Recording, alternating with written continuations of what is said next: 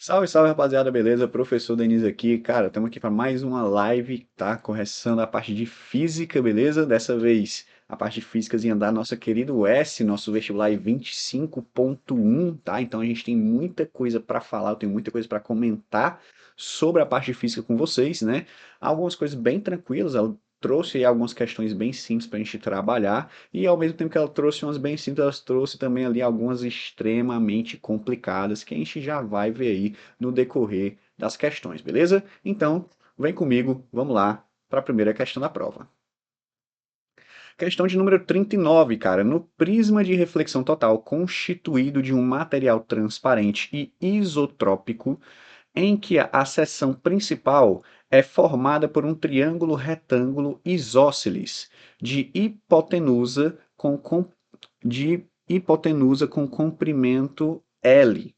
Um raio de luz incide perpendicularmente à face associada à hipotenusa, tá? Então, ele vai chegar perpendicularmente na face associada à hipotenusa e emerge dessa face ao longo de uma direção paralela ao raio incidente, resultando em um desvio de 180 graus. Esse efeito ocorre em virtude de duas reflexões internas, tá? Duas reflexões internas totais dentro do prisma em cada uma das faces associadas aos catetos. Assim, é correto afirmar que a soma das distâncias percorridas pelo raio de luz no interior do prisma é, cara, vamos lá, questãozinha de óptica, né? Só que ela é uma questão de óptica, mas porém, contudo, contanto, todavia, né? Uma coisa que eu costumo comentar na sala de aula, deixa eu ir fazendo aqui o desenho da face do prisma, né? Um triângulo isósceles, tá? Com hipotenusa, tá? Tá aqui a hipotenusa, beleza? Algumas questões de óptica que a UES costuma trazer aí pra gente, o que que eu sempre comento, cara, é muito mais matemática, geometria do que a física em si, né? Então vamos analisar aqui a situação. Tem um raio de luz, né? O raio de luz ele está chegando aqui, ó. Ele bate aí no prisma e sofre uma reflexão paralelo ao raio de luz incidente. Então ele está fazendo isso daí. A questão quer saber quanto equivale a distância percorrida por esse raio de luz, tá certo? Ele fala para a gente o seguinte, né? Vamos trabalhar aqui as relações do triângulo. Ele fala que essa face aqui, oposta à hipotenusa, ela tem um comprimento L, né? Essa face ela tem um comprimento L. Se é um triângulo isósceles, cara, ele vai possuir dois lados iguais e, logicamente, dois ângulos iguais. Então, esse lado é igual a esse lado e esse ângulo igual àquele ângulo, tá? Que vale aí 45 graus obrigatoriamente. Beleza? Tranquilo? De boa? Vamos lá. Como o raio de luz está indo em cima do ângulo da hipotenusa, eu posso associar o seguinte: ele está cortando aqui, eu estou formando aqui um triângulo menor, né? Vocês conseguem perceber aqui, ó, que nós temos a formação de dois triângulos menores, tá certo? Dois triângulos menores. Aqui nós formamos um ângulo de 90 graus, tá?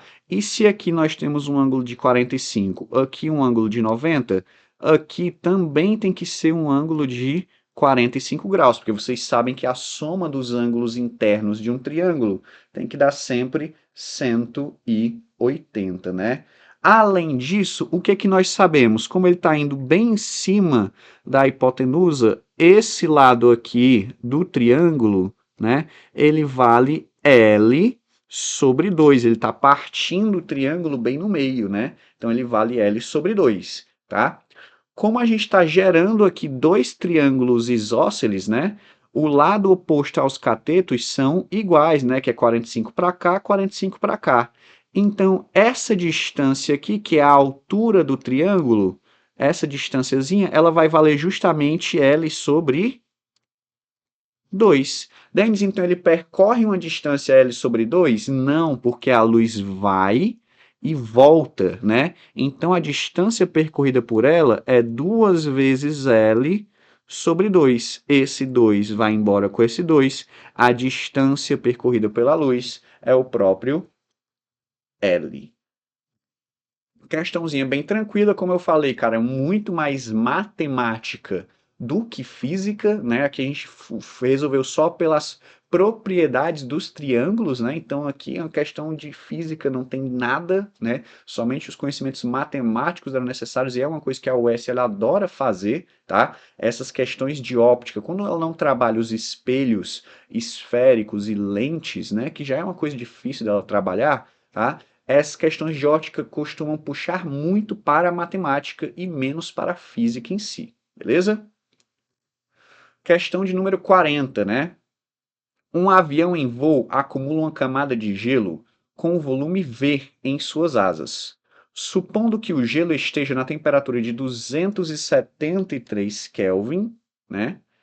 E que a densidade desse gelo seja de Dzão, e considerando que o calor latente de fusão seja Lzão, e que todas as grandezas aqui utilizadas estão em unidades do SI, tá? Todo mundo no sistema internacional, tudo bonitinho.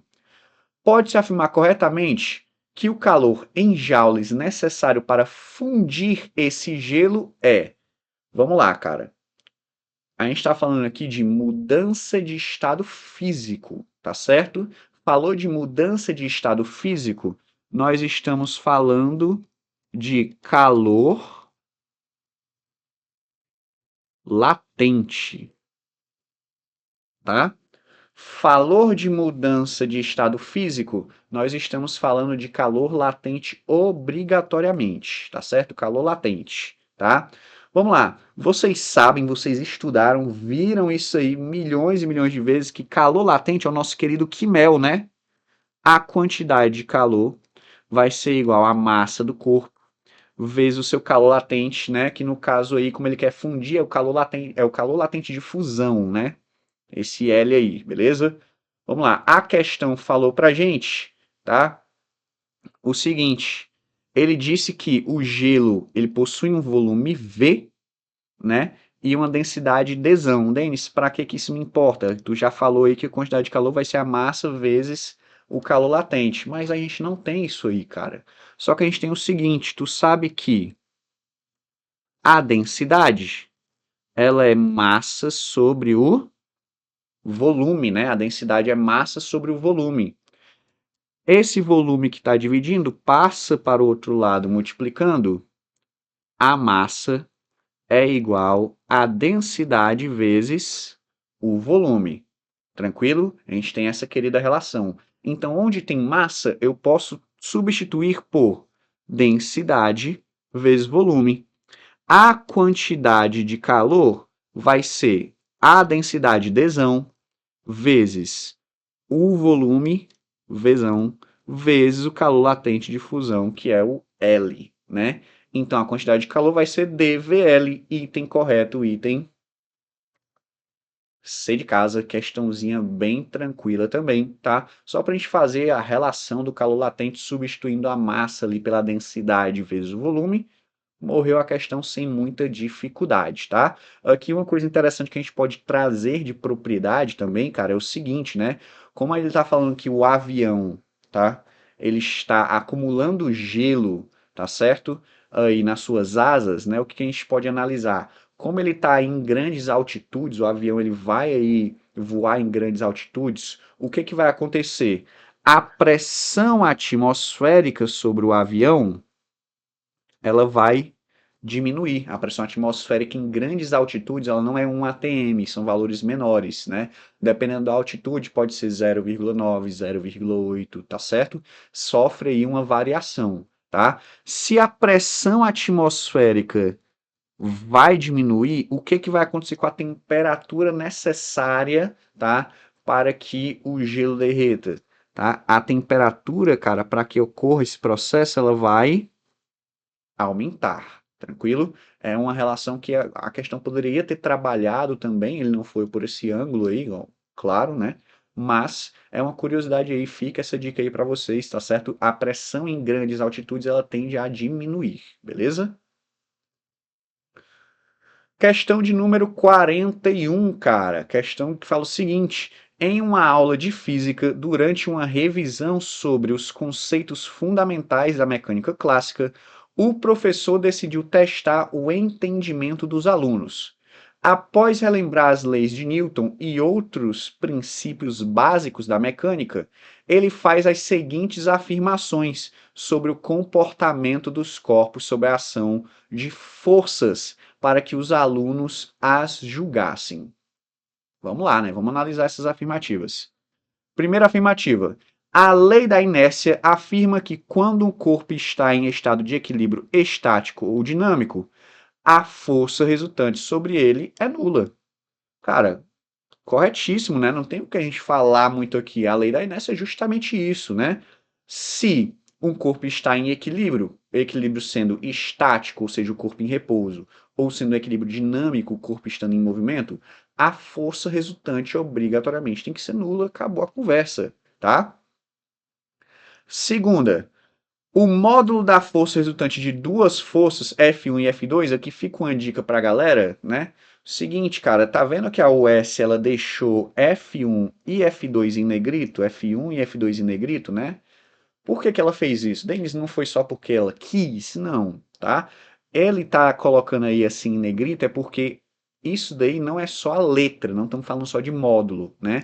Aqui a gente está falando de vetores, né? Então precisa ter alguma coisa para diferenciar quando fala de vetor e quando não está falando de vetor, tá? Ela escolheu colocá-los em negrito, né? Então a gente está falando aqui de dois vetores.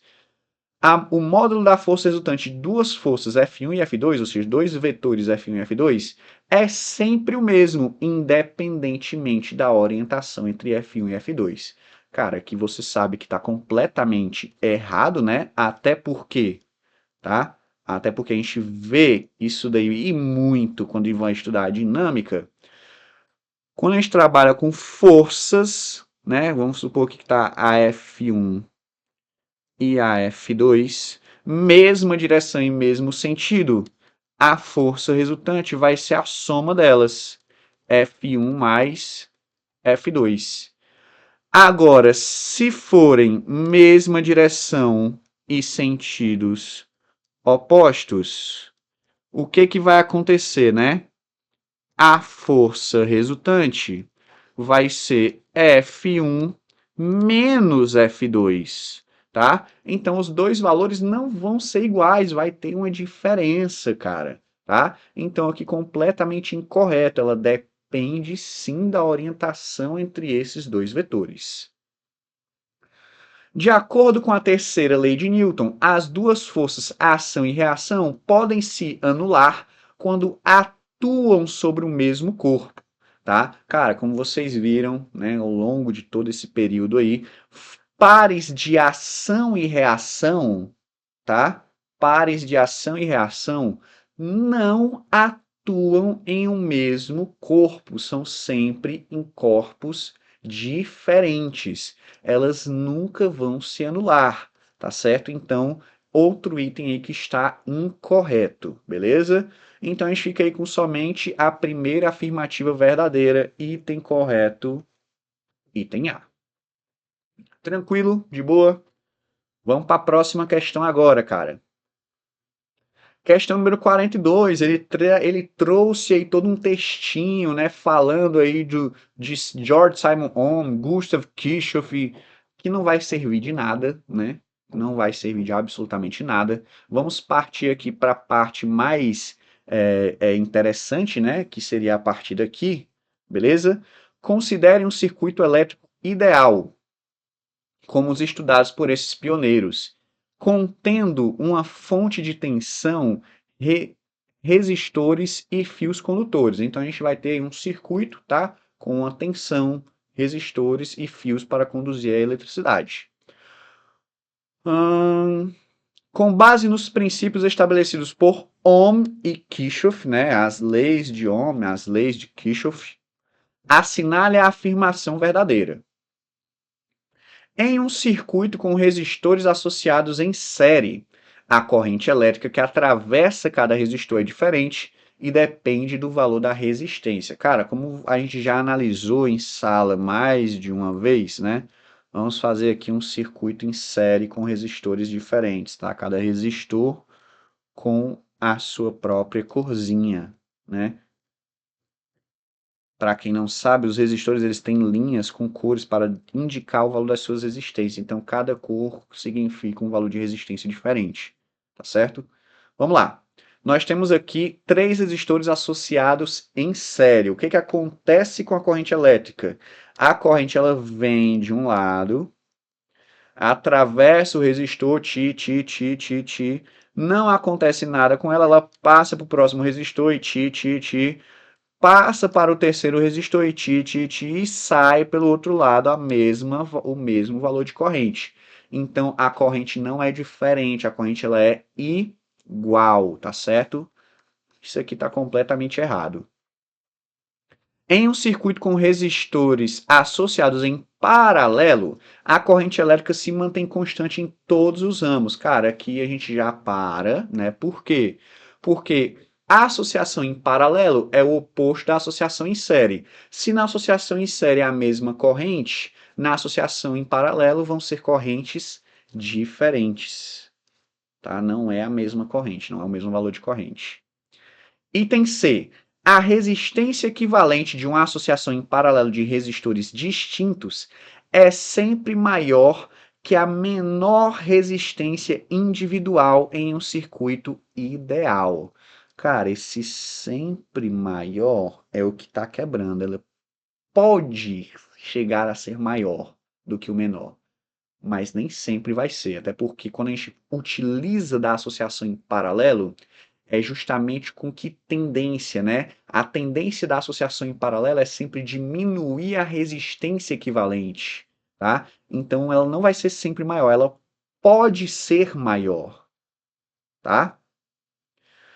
Sobra aí para a gente somente o item D, né? Vai ser o nosso item correto, mas vamos dar uma olhadinha aqui. A soma das quedas de tensão em cada resistor associado em série de um circuito é igual à tensão fornecida pela fonte exatamente, tá? Se você somar, por exemplo, cada resistorzinho aqui, cara, toda vez que a minha corrente passa pelo meu resistor, a gente tem uma queda de tensão, né? A gente tem uma queda de tensão. Aqui vai ser o 1, aqui vai cair um U2 e aqui vai cair um U3, né? Só que se eu somar esses valores aqui, eu tenho a tensão que alimentava todo o circuito no início, né? A tensão equivalente, tá? Que é a tensão que alimenta todo o circuito no início. Vai ser igual a U1 mais U2 mais U3. Tranquilo? De boa? Tá? Vamos para a próxima questão, tá? É aqui, nessa aqui, essa questão 43 aqui, cara, que o caldo começa a engrossar, tá? O caldo começa a engrossar. Por quê? Porque isso aqui é uma questão que não foi feita para uma primeira fase, né? Não vou entrar aqui nesse tipo de comentário agora, mas ela não foi feita para uma primeira fase de um vestibular como a UES, tá? E é uma coisa que a UES está fazendo aí ultimamente, né? Não só nos vestibulares do final do ano, como os do meio também, de trazer pelo menos ali 1 ou 2 questões de física que, cara, é para você resolver, você tem que estar ali com a física extremamente afiada, tá certo? E tem que ter o raciocínio por cima da questão muito rápido, porque não é um raciocínio fácil de se fazer. E o nível da questão é um nível bem difícil, né? E o que, que eu venho pegando na tecla para a galera que está se preparando com a gente aqui no conceito, ó, desde o começo para o vestibular da UES. Sempre, ela tá com essa tendência, ela tá com a tendência de trazer uma questão, cara, que você nem deveria perder seu tempo nela, porque é muito tempo de prova gasto em uma questão só, uma questão que não é fácil e extremamente complicada. Tá? Então, rapaziada, eu vou sumir aqui porque eu vou precisar do espaço aqui onde que eu tô ocupando, justamente para a gente trabalhar essa questão, beleza? Vamos lá. Seguinte, a questão fala, forças resistivas são comumente encontradas na natureza, parará, parará. Vamos para o que interessa. Considere o caso em que uma partícula sujeita a uma força resistiva é arremessada verticalmente para cima a partir do solo com a velocidade u e retorna ao solo com a velocidade v. Além disso, suponha que o módulo da aceleração da gravidade local seja g. Para este caso, em particular, considere que a energia mecânica dissipada pela força resistiva que atua na partícula de massa m seja proporcional à distância percorrida pela partícula. Adotando como K a constante de proporcionalidade, a razão entre U ao quadrado por V ao quadrado vai ser de... Opa, cara, ele tá querendo aqui, ele trouxe aí pra gente fazer o seguinte. Ele quer a razão entre U ao quadrado e V ao quadrado, que são as velocidades, as queridas velocidades, tá? Então vamos lá, né? Vamos trabalhar aqui com o que a UES nos manda, o que a UES nos lança, né? Seguinte, nós temos a seguinte situação, nós vamos ter uma bolinha, tá? Essa bolinha, ela vai ser arremessada com a velocidade u, tá certo? Vai ser arremessada com velocidade u, vai fazer uma trajetória vertical, pá, pá, pá, pá, pá, pá, e chega ao solo com a velocidade v, beleza? Ela chega ao solo com a velocidade v, tá? Nisso aí, cara, ela vai fazer o seguinte, né? Ela vai percorrer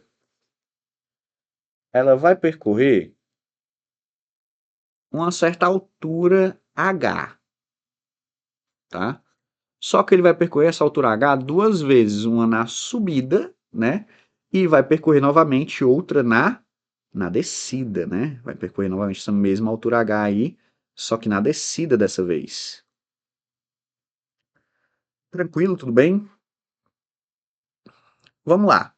Ele falou aí que existe aí um fator, né? Um fator de proporcionalidade chamado de K, que vai ser a relação justamente da força resistiva, tá?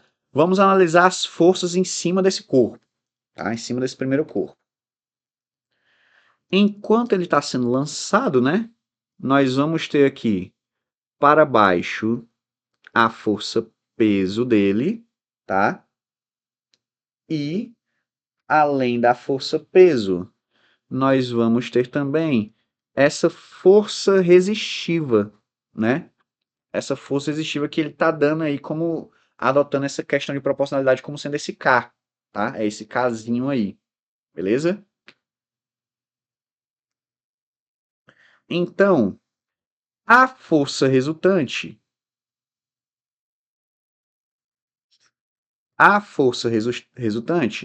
vai ser o quê? Vai ser a força peso, tá? Mais essa força resistiva K que ele nos deu, tá? Que ele falou, ele deu essa proporcionalidade aí pra gente, tá? Com essa força resistiva K aí. Tranquilo, tudo bem? De boa, né?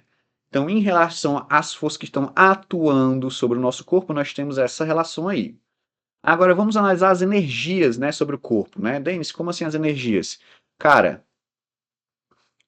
tu sabe que aqui ele vai ter uma energia cinética e aqui ele vai ter uma energia cinética. Só que a energia cinética daqui, ela vai ter uma perda, né? Por quê? Porque tem uma resistência, tem essa força de resistência atuando sobre o corpo, então vai causar uma perda de energia cinética. A energia cinética aí, no final, ela vai ser menor, né? Então vamos analisar a seguinte situação. M vezes U ao quadrado sobre 2 menos M vezes V ao quadrado sobre 2 é igual ao quê? Cara, a variação da energia cinética vai dar justamente o trabalho realizado por essa força, né? Que vai ser a proporcionalidade aí, que é o nosso K, vezes 2 vezes o H, tá? A gente tem essa relaçãozinha aqui. Tranquilo, de boa. Só que para eu poder mexer com esse pessoal, eu preciso descobrir quem é o H, né? Eu preciso determinar o meu H, tá?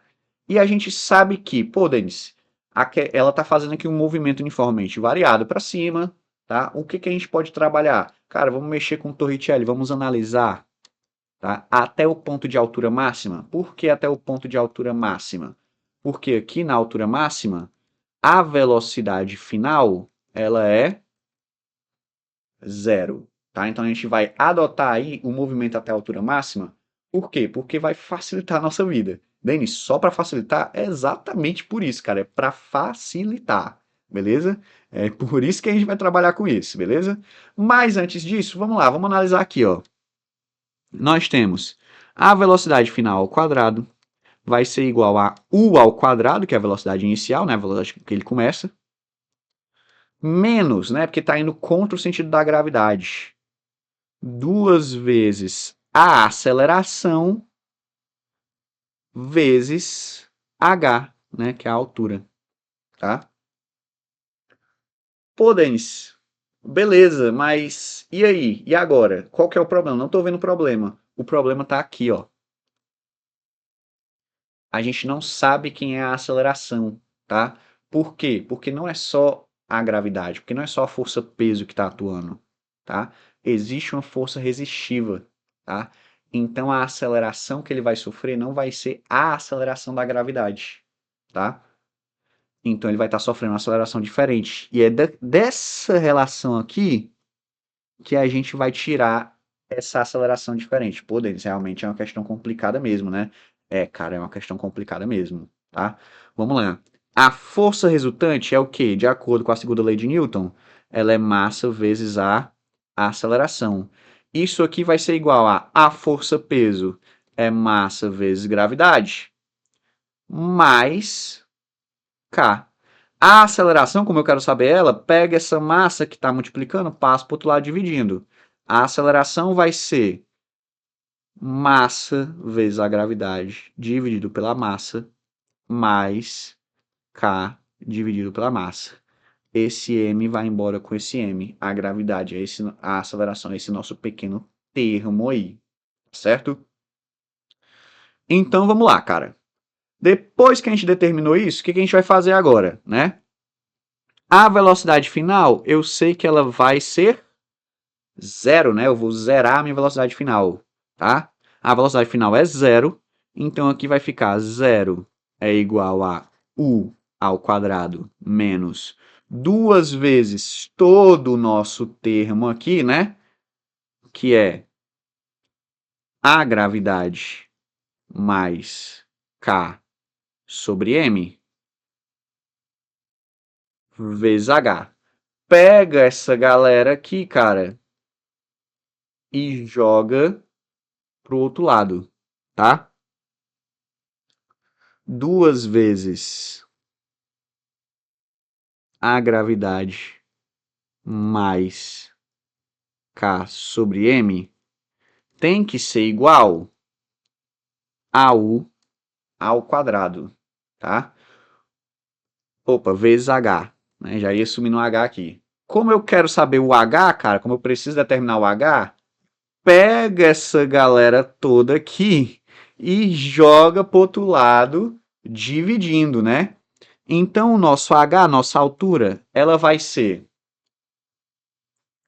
U ao quadrado dividido por duas vezes G mais,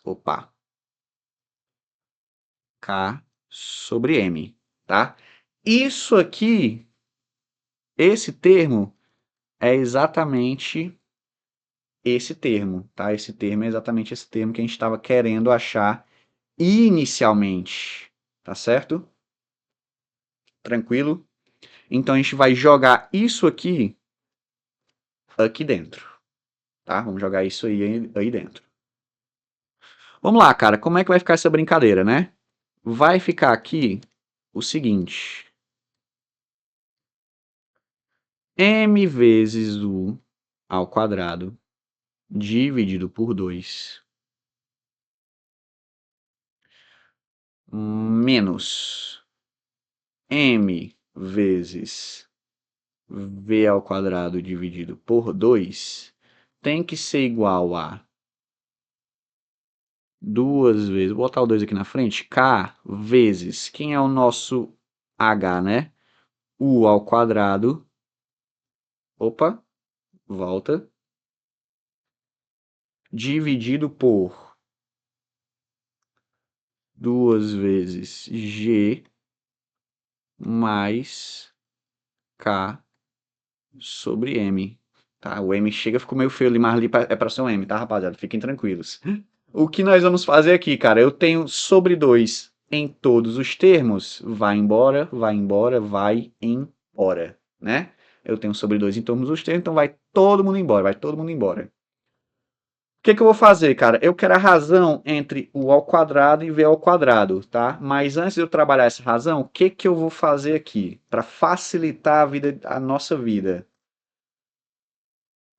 Joga quem está acompanhando o para um lado, joga o v para o outro lado, tá certo? Vai ficar aqui então m vezes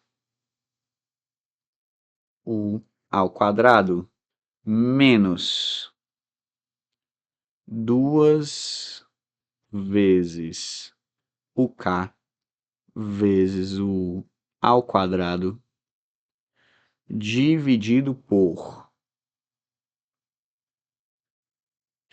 g mais k sobre m. Isso aqui, cara, vai ser igual a m vezes v ao quadrado. Caraca, Denis, meu Deus, que loucura, ué, cara. É uma loucura, tá? E é uma loucura das grandes. Deixa eu separar aqui só para deixar dividido. É uma loucura das grandes, beleza? Vamos lá, o que que a gente pode fazer aqui, né? Cara, eu vou fazer o seguinte, vamos multiplicar m aqui em cima e aqui embaixo desse termo. Por quê? Porque aí eu vou ter m em todos os termos e o m vai embora, né? O m vai embora, vai sobrar só um mzinho aqui embaixo, tá? Vou multiplicar por m em cima e embaixo. Como eu estou multiplicando em cima e embaixo, é como se eu não fizesse diferença nenhuma, né? Proporcionalidade. Então vai embora esse m e esse m. Como esse m vai multiplicar todo mundo aqui dentro, ó, todo mundo aqui dentro, vai embora esse m também e sobra só um m do lado do nosso g, né? Resta aí somente um m ao lado do nosso querido g, tá?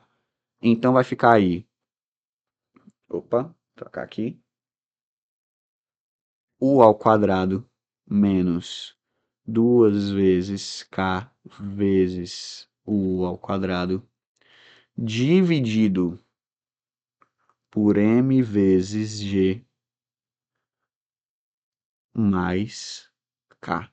Isso é igual a v ao quadrado, tá? Cara, vamos fazer o seguinte, vamos colocar aqui, ó, o u ao quadrado em evidência, né? Vamos colocar o u ao quadrado em evidência. Vai ficar u ao quadrado que multiplica 1 menos 2 vezes o k dividido por mg mais k, tá? Esse carinha aqui, o que que nós vamos fazer, né? Joga isso aqui igual a v ao quadrado. Joga esse u ao quadrado para o outro lado, tá certo? Passa ele dividindo. E aqui nós temos uma operação com denominadores diferentes. O MMC vai virar o quê? Vai virar esse termo aqui. Esse termo vai ser o resultado do MMC. Então, ele multiplica o nosso 1 aqui dentro, tá? Vai ficar, então, MG mais K menos 2K dividido, já que o denominador agora vai ser o mesmo, por MG mais K igual a V ao quadrado sobre U ao quadrado, né? Vamos só operar aqui com quem a gente tem, né? K menos 2K fica menos K, né? Esse K menos 2K vai ficar aqui menos K. A questão que é U ao quadrado sobre V ao quadrado. Então, a gente vai inverter eles e inverter todo mundo aqui dentro também. O que que nos resta? vai ficar aqui mg mais k sobre mg menos k é igual a U ao quadrado sobre V ao quadrado. E aí, cara, a gente chega no item B de bola. mg mais k sobre mg menos k. Tranquilo? Tranquilo assim, né, Denis? É complicado, né? Cara, infelizmente, né? Deixa eu voltar a aparecer aqui para vocês. Infelizmente, a UES está trazendo essas questões assim um pouco mais pancada para a gente dar uma trabalhada, tá? Mas fica aí uma questão que eu não considero aplicável em primeira fase, até porque vocês têm várias outras questões para fazer, várias outras matérias para trabalhar e tem um certo tempo de prova que não vai ajudar a você ter toda a linha de raciocínio para resolver uma questão como essa, nesse calibre aqui, né? Mas é isso, tá aí a questão resolvida para vocês, tudo bem? Vamos para a próxima. Questão número 44, né? A física lida com fenômenos da natureza em suas diversas escalas de comprimento, podendo ir do microscópio ao macroscópio. Mudanças em leis físicas, conhecidas de modo a corrigi-las, podem e irão ocorrer ao mudarmos de escala. As mudanças de escala, consequentemente, das leis conhecidas nestas escalas, podem ter origem não apenas na escala de comprimento, mas nas escalas das grandezas físicas, massa e velocidade, inclusive. Em geral, para cada grande área do conhecimento abordada pela física, está presente uma constante universal de nosso universo. A velocidade da luz no vácuo, c, a constante gravitacional g e a constante de Planck, h, com a dimensão de h sendo energia vezes o tempo. São exemplos de tais constantes ao adotarmos como fundamentais as grandezas CGH ao invés das grandezas massa, comprimento e tempo. A grandeza massa ao quadrado teria dimensão nesse sistema. Opa! O que ele está querendo aqui, né, cara? Ele quer a grandeza da massa ao quadrado utilizando as relações que ele nos dá na questão de número 44 aí, né? Onde ele fala das grandezas das constantes universais, como é a velocidade da luz c, tá? A constante gravitacional g e a constante de Planck h. Tranquilo? Então vamos trabalhar em cima dessas relações aí, beleza? Seguinte. Opa, deixa eu sumir aqui, porque aqui a gente vai pegar um espaçozinho, né? Deixa eu dar uma sumida aqui da tela de vocês. Vamos analisar cada uma delas. Vamos começar pela mais simples, vamos começar pela velocidade da luz, tá? A velocidade da luz, que é um c. Como a gente vai fazer uma análise dimensional, a gente coloca aqui, né? Para fazer a análise, tá? A velocidade da luz, cara, ela é o quê? Como qualquer velocidade, ela vai ser distância pelo tempo. A distância, o comprimento, nós representamos por L. Então, vai ser L sobre T. A velocidade da luz, tá? Ela é L sobre T. Vamos agora para as outras, né? Ele falou aí, cara, da constante gravitacional. Cara, vamos lá. Você sabe que a força gravitacional, tá?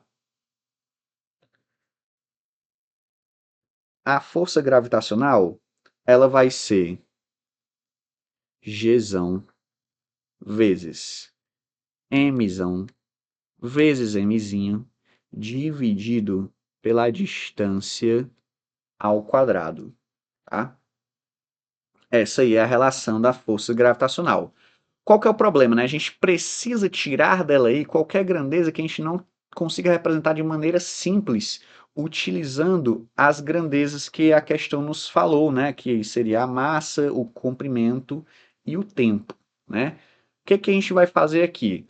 A força, de acordo com a segunda lei de Newton, ela é o quê? Ela é massa vezes a aceleração. Então, massa vezes aceleração vai ser Gzão vezes Mzão vezes Mzinho dividido pela distância ao quadrado. vai embora esse M com esse M, tá? Vamos isolar a constante gravitacional. Quem está dividindo passa multiplicando, quem está multiplicando passa dividindo, beleza? O nosso Gzão vai ser a aceleração vezes a distância ao quadrado dividido pela massa, né? Nós temos essa pequena relação, tá? Quais são as unidades de medida de cada um? A aceleração é metros por segundo ao quadrado, ou seja, é comprimento dividido pelo tempo ao quadrado, tá? Isso aqui está multiplicando a distância ao quadrado, ou seja, está multiplicando o comprimento ao quadrado. E tudo isso dividido por quem? Dividido pela massa. Então, a relação da constante gravitacional vai ficar o seguinte: L ao quadrado vezes L vai ficar L ao cubo, dividido por quem? Dividido pela massa vezes o tempo ao quadrado. Tá? Essa aqui é a relação que nós temos para a constante gravitacional. Tá? Tranquilo? Tudo bem? Vamos lá. Então, nós temos o seguinte, agora vamos para a última, né? A última que falta é a constante de Planck, né? A constante de Planck, ela é energia vezes o tempo, tá? Energia vezes o tempo. Energia, nós temos vários tipos de energia que podemos trabalhar, tá? Mas a que vai entregar aqui da melhor forma para a gente é essa pequena relação aqui. A energia, cara, vamos ver se você lembra aqui, a galera que curte uma física mais moderna, a energia ela é massa vezes a velocidade da luz ao quadrado, né? É igual a mc ao quadrado, tá? Então aqui nós vamos ter a grandeza de massa vezes a grandeza da velocidade da luz que nós já temos ao quadrado vezes o tempo, tá? Então a constante de Planck vai ser massa, que é m, vezes a velocidade da luz ao quadrado, então vai ser L ao quadrado sobre T ao quadrado, vezes, né, vezes o tempo.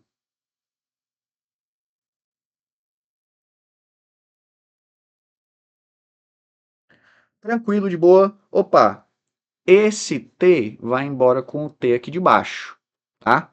Então, fica a constante de Planck vai ser a massa vezes o comprimento ao quadrado dividido pelo tempo.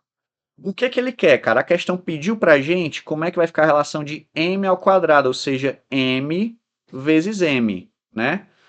O que que a gente pode fazer? A gente pode tirar os m's que nós temos aqui nessas constantes universais que ele nos deu, né? Então, ó, você sabe que para essa primeira, a constante gravitacional vai ser L ao cubo dividido por m vezes t ao quadrado. Vamos trocar esses dois aqui, ó. Pá, pá, troca esses dois. A massa vai ser igual a L ao cubo dividido por G vezes o tempo ao quadrado. Agora aqui dentro, Denis, vamos trocar aqui também, ó. Quem está dividindo passa multiplicando, quem está multiplicando passa dividindo. Então, a nossa massa vai ser igual a constante de Planck vezes o tempo dividido pelo comprimento ao quadrado. Então, a gente vai fazer essa relação aí. A massa ao quadrado vai ser, então, L ao cubo sobre a constante gravitacional vezes o tempo ao quadrado, vezes a constante de Planck vezes o tempo, dividido por L ao quadrado. Né? A gente tem essa relação aí.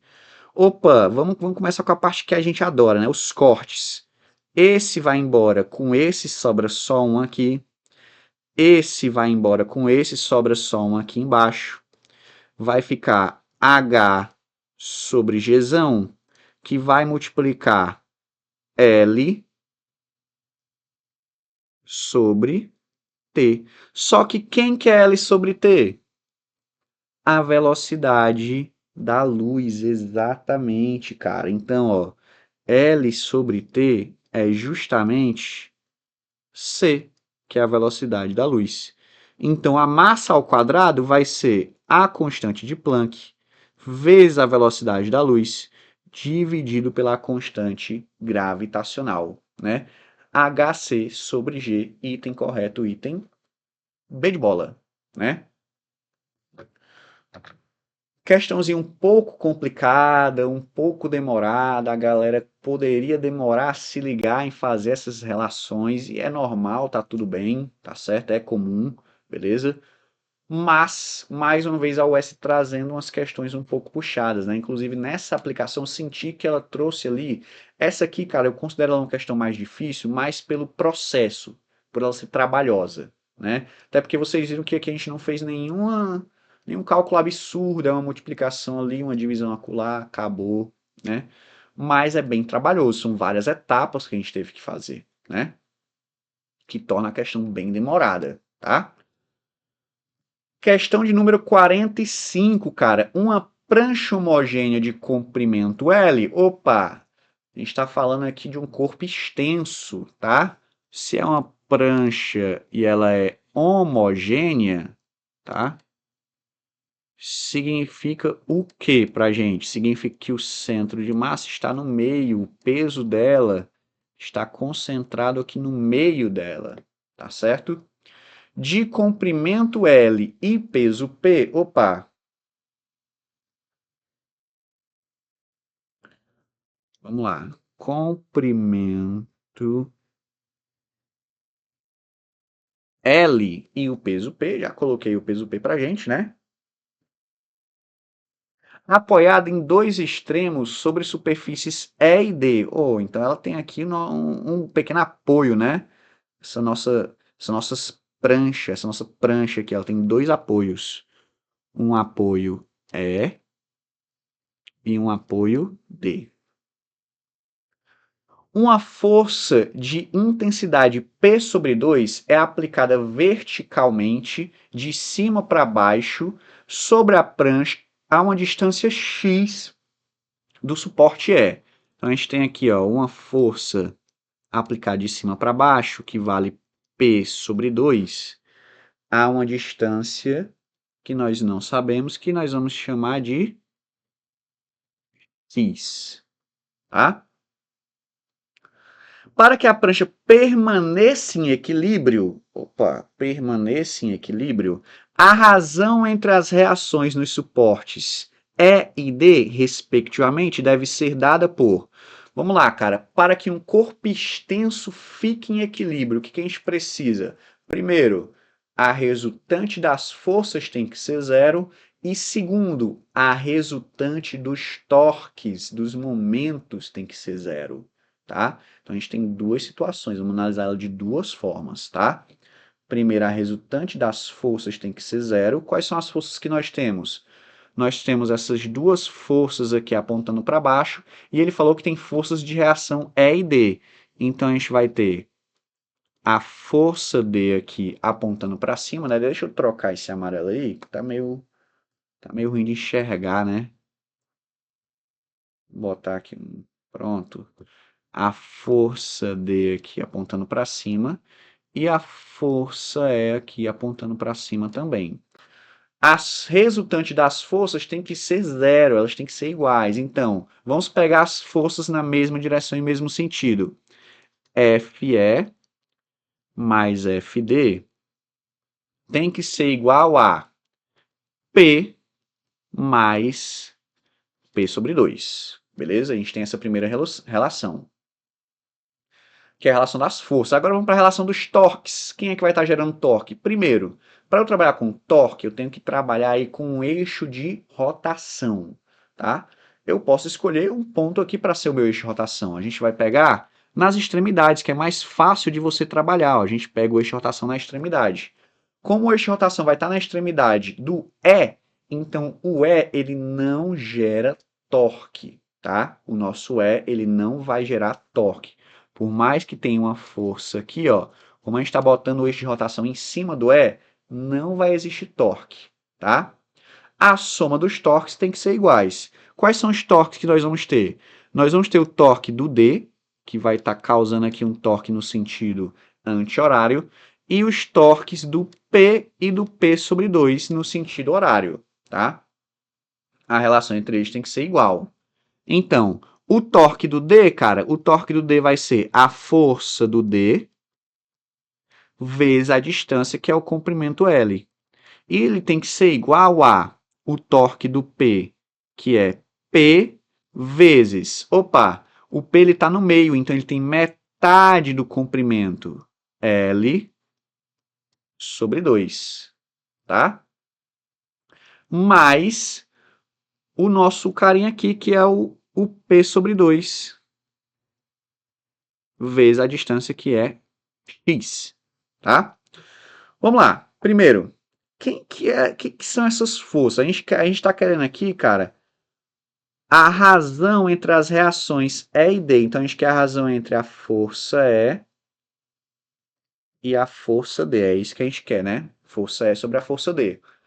Vamos descobrir quem é cada um, né?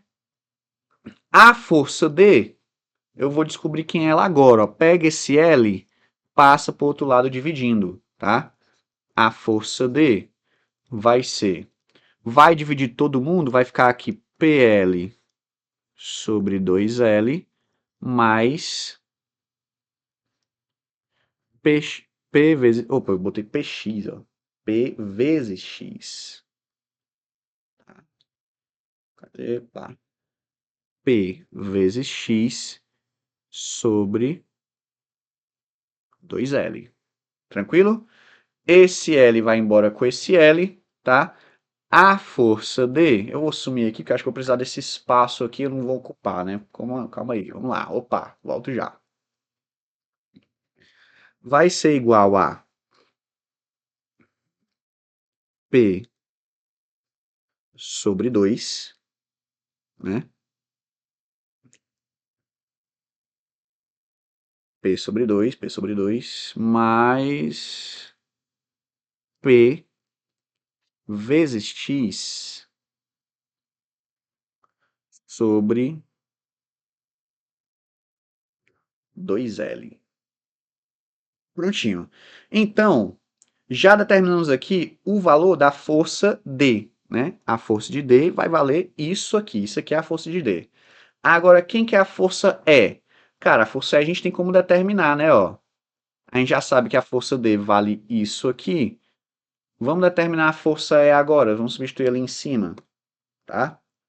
Joga aqui, ó. Vamos trabalhar essa equação aqui, tá? A força E, ela vai ser o quê? Né? O que que vai ser a nossa força E?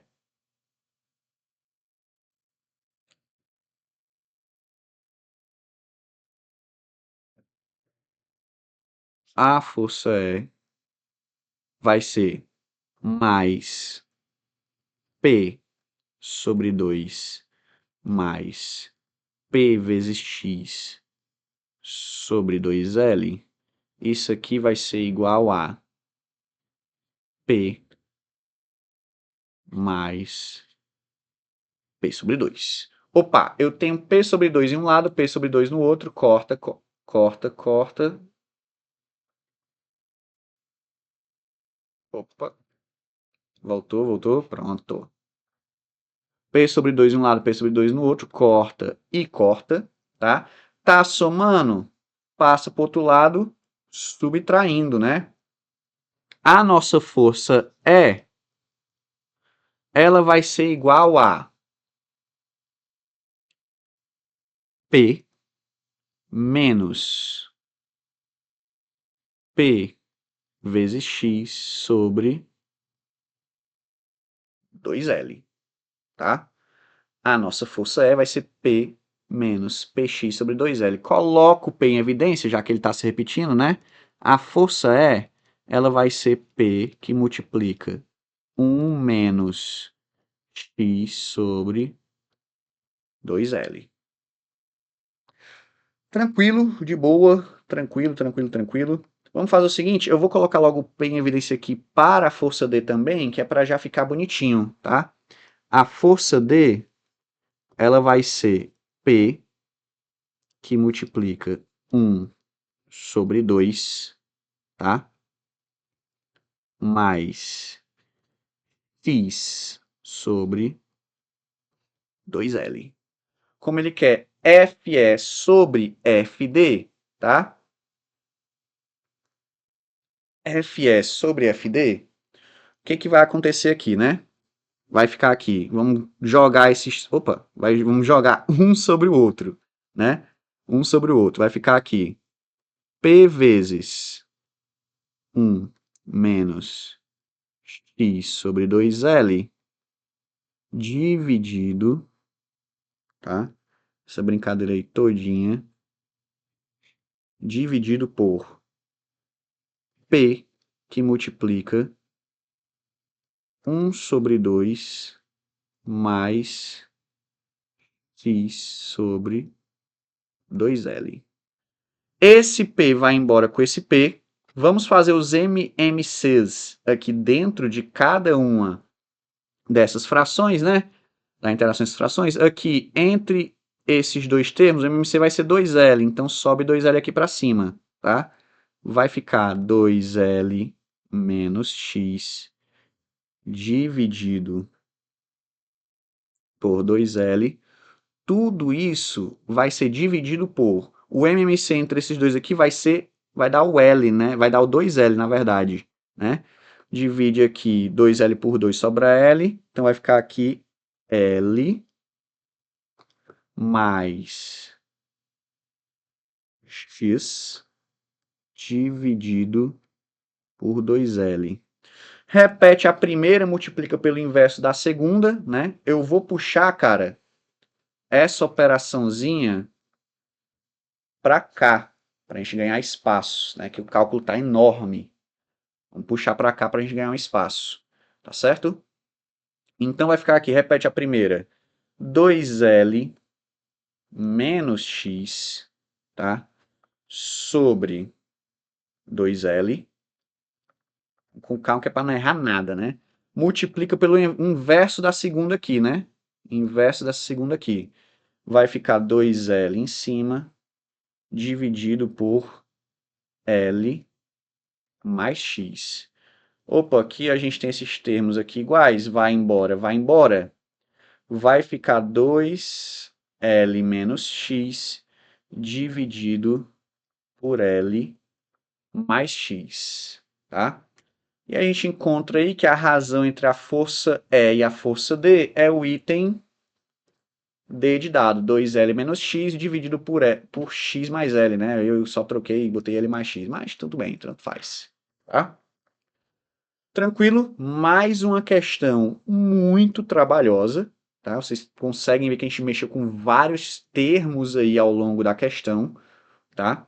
Não foram operações de outro mundo, né? Não é nada, nenhum tipo de cálculo absurdo, mas muito, muito trabalhoso aí a questão, né?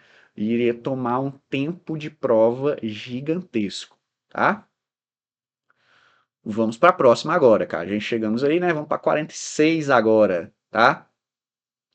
Anomalias no valor obtido em laboratório da constante newtoniana da gravitação G podem ser investigadas a partir dos valores da gravidade Gzinho, né? Medidos no interior de minas e em cavidades presentes no interior da Terra. No entanto, na superfície da Terra, considerada esférica, o raio R de densidade volumétrica uniforme à gravidade assume valor G, sendo D a profundidade medida na vertical a partir da superfície da Terra. De uma mina hipotética, a razão entre D e R para que se tenha um valor de G, valor medido na superfície, N vezes maior que G' é dada por... Cara, vamos lá, aqui ela trouxe um conteúdo que é um conteúdo bem específico, né? Essa questão da anomalia gravitacional quando a gente entra no interior da Terra, tá? Vou fazer aqui, vamos trabalhar aqui, vamos desenhar aqui para vocês. Vamos fazer o desenho aqui para a gente entender bem o que está acontecendo, tá? Tá aqui o nosso planeta Terra, né? Aqui o nosso querido planeta Terra. O que que acontece com a gravidade? Vamos fazer a seguinte relação, tá? Tá aqui a intensidade da gravidade e tá aqui a distância, tá certo? Em relação ao centro da Terra, tá? A distância em relação ao centro da Terra. O que que acontece com a gravidade quando a gente fala dela estar dentro da Terra? O que acontece com ela quando ela está dentro? O que acontece com ela quando ela está fora, né? Vamos lá. A gravidade é uma coisa curiosa, cara. Ela atinge o seu pico de valor quando ela está na extremidade, na borda aqui da Terra. Ó. Aqui é onde a gravidade tem o seu pico de valor. O valor máximo da gravidade ele se encontra aqui, tá? Sendo depois da borda da Terra, ou seja, dessa frechazinha tangenciando a Terra, sendo depois, ela causa um decaimento, ela cai, né? Pela distância ao quadrado, como a gente sabe pela relação da força gravitacional.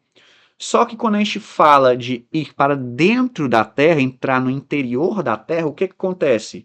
Ela decai, cara, de forma uniforme, tá? Ela decai aqui de forma uniforme, beleza?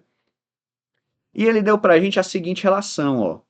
Ele falou aqui que a gente tem uma distância r, tá? Nessa distância r, nós temos o valor da gravidade g, tá? Vocês conseguem observar aqui dentro um triângulo se formando, né? Então a gente tem aí esse triângulo aí com a altura g, tá? De base r. E dentro desse triângulo, ele falou que tem uma mina no interior desse triângulo, tá? Onde a gente tem uma gravidade G', tá? E a distância da extremidade da Terra até onde atinge essa gravidade G', ele chamou de D, tá? Então a gente tem um valor aí sendo atingido, tá? Em um triângulo menorzinho, né?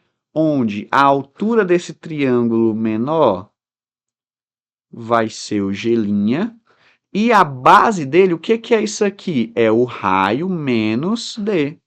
É R menos D. Então a gente vai trabalhar aí, cara, uma proporcionalidade de triângulos, né? Vamos fazer uma comparação entre esses triângulos. Por quê? Porque esses triângulos eles são proporcionais, né? Eles compartilham os mesmos ângulos, tá? Então existe uma proporcionalidade sobre eles. Então o que que a gente vai fazer aqui agora, ó? G sobre Rzão é igual a G' sobre Rzão menos Dzão, né? Tênis, e aí? Cara, e aí o seguinte, ele falou aqui, ó, olha, uma gravidade de valor G n vezes maior que G'. Então, a gravidade, o G, ele é n vezes G', tá? Então, onde tem G, eu troco por n vezes o nosso querido G', tá? Vai ficar aqui n vezes G' sobre R é igual a G' sobre R menos D, né? Esse G' vai embora com esse G', meios pelos extremos, né? Vamos fazer meios pelos extremos. Vai ficar aqui que o R, né? Ele vai ser igual a NR menos ND, beleza? NR menos ND. Tranquilo, de boa? Vamos deixar o R isolado, cara? Joga o ND para um lado, traz esse R para cá, tá? O ND vai ser igual ao NR menos R. coloca o R em evidência, tá? O ND vai ser igual a R que multiplica N. Opa, botei ali um ponto sem querer, né? Calma.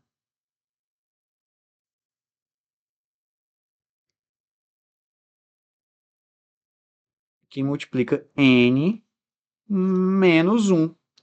Ele quer a razão entre quem? É D sobre R. Então, o R passa multiplicando, passa dividindo, estava multiplicando, passa dividindo.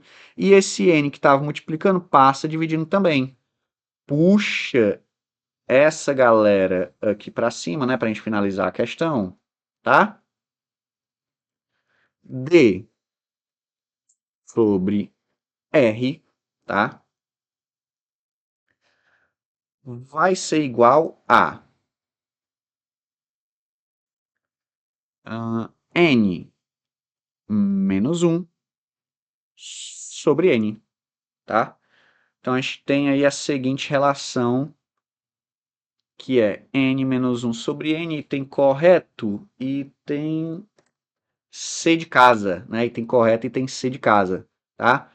Então, rapaziada, finalizamos a última questão aí, né? Vocês podem ver, é uma questão que não é complicada, é uma questão tranquila, mas que para o aluno chegar na interpretação pode ser um pouquinho complicado, até porque essa relação do decaimento da gravidade é uma coisa que a gente trabalha, não trabalha tanto assim, porque é um conteúdo bem específico, é um conteúdo que geralmente a gente aposta mais em segunda fase, né, não em primeira. Então vocês podem ver que a UES ela trouxe questões bem trabalhosas nessa primeira fase, nesse vestibular agora, tá? E além de trabalhosas, trouxe questões bem complicadas até de se resolver, levando em consideração o tempo de prova, todas as outras questões que vocês teriam que resolver, né? Então, o nível que ela colocou ali já foi esperado, já vem batendo nessa tecla, que a UES ela tem complicado cada vez mais ali a física na primeira fase, tá? E que ela está sempre trazendo ali pelo menos duas questões muito difíceis, né? Que não vale a pena você ficar quebrando tanta cabeça nelas, a não ser que você tenha tempo sobrando. Só que aqui o que foi que ela fez? Ela trouxe questões trabalhosas até em questões que não são tão difíceis assim, né? Mas tá aí tudo resolvido, tá? Então, ficamos por aqui. Essa foi a nossa correção da parte de física. Tamo junto. É nóis.